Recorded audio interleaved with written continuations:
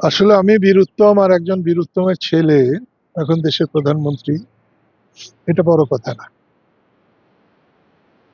জিয়াউর রহমান রাজনীতির মধ্য দিয়ে দেশ পরিচালনায় আসেননি, কিন্তু তার ছেলে তারেক রহমান দীর্ঘ সময় রাজনৈতিক উত্থান পতনের মধ্য দিয়ে এসেছেন।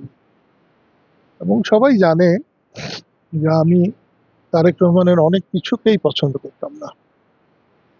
তার হাওয়া ভবনকে পছন্দ করি নাই, তার কার্যকলাপ অনেক কিছু পছন্দ করি। কিন্তু দেশের মানুষ জানে যে যেটা আমার হৃদয় থেকে সত্য বলে সেটা আমি সব সময়, পক্ষে যাক আর বিপক্ষে যাক, এটাকে আমি ভরসা করে বলি না। কিন্তু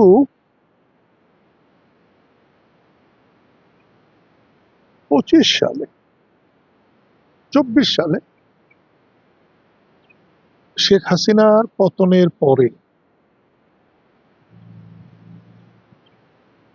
তারেক রহমানের একটা কাজও আমার অপছন্দ হয় নাই। কেউ আমাকে বলেও দেয় নাই, তার প্রতিটি কাজই অনেকাংশে আমার পছন্দ হয়েছে। আজকে মাত্র 1 মাস কয়েকদিন সরকারে আছে। এই 1 মাস কয়েকদিনের তারেক রহমানের পরিচালিত সরকার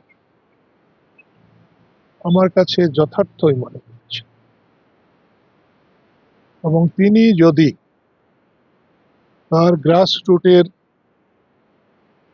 যারা খারাপ তাদেরকে নিয়ন্ত্রণে রাখতে পারে, তাহলে আমার ধারণায় বাংলাদেশে সে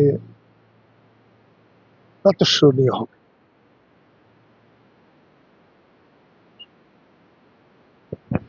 মন্ত্রী সাহেবদের কথা আর সাধারণ মানুষের চিন্তা চৈতন্য এবং বাস্তব অবস্থার মধ্যে একটা ফারাক থাকে। বর্তমান মন্ত্রী যারা আছেন তাদের অনেকের অভিজ্ঞতা নেই, কিছু অভিজ্ঞ মন্ত্রী আছেন। সত্যিকার অর্থে বাস্তবিক হয়তো কোনো ক্রাইসিস নেই, কিন্তু মানুষ যেটা উপলব্ধি করবে সেটাই হলো আসল। মানুষের মধ্যে শঙ্কা আছে, ক্রাইসিস আছে, এবং যুদ্ধ এভাবে চললে এই ক্রাইসিস মিটানো খুব কঠিন হবে। ইলেকশন, জাতীয় ইলেকশন, জাতীয় ইলেকশনের মধ্যে হ্যাঁ আবার না আমরা পৃথিবীতে এর আগে কোনোদিন দেখিনি। এরপরে পৃথিবী দেখবে কিনা তাও জানি না। আর সংবিধান, সেটা সংশোধন, পরিবর্তন, পরিবর্ধন,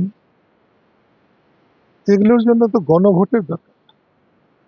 এর জন্যে জাতীয় সংসদ নির্বাচনের এবং জাতীয় সংসদের সংখ্যাগরিষ্ঠ সদস্যরা এটার সংশোধন করতে পারে।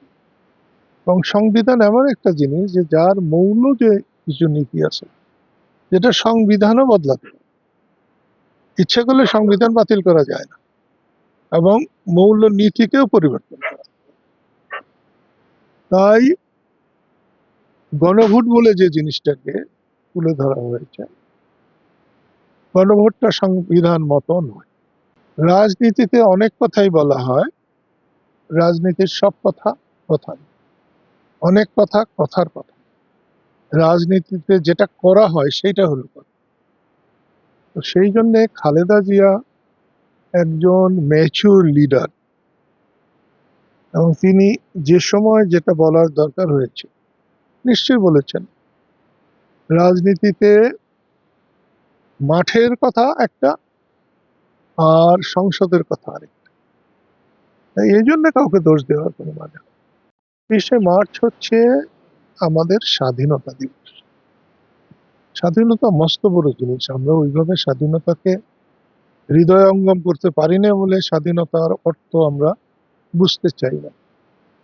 পৃথিবীতে একটা জাতির জন্য স্বাধীনতার চাইতে বড় কিছু নাই।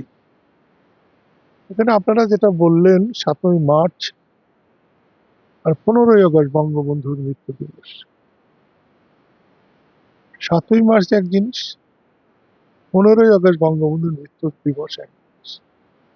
আজ হোক কাল হোক, বঙ্গবন্ধুর মৃত্যু দিবস হাজার বছর, হাজার হাজার বছর সারা বিশ্বে আলোচিত হবে। 7ই মার্চ বাংলাদেশ যতদিন থাকবে, 7ই মার্চের সেই উদ্দীপ্ত ভাষণ, এটা শেখ মুজিবের ভাষণ না, শেখ মুজিবের কণ্ঠ থেকে নিশ্চিত ভাষণ সমস্ত বাঙালি জাতির মুক্তিযুদ্ধের ভাষণ, সমস্ত সেই সময়ে 7.5 কোটি বাঙালির মনের কথা, স্বাধীনতা।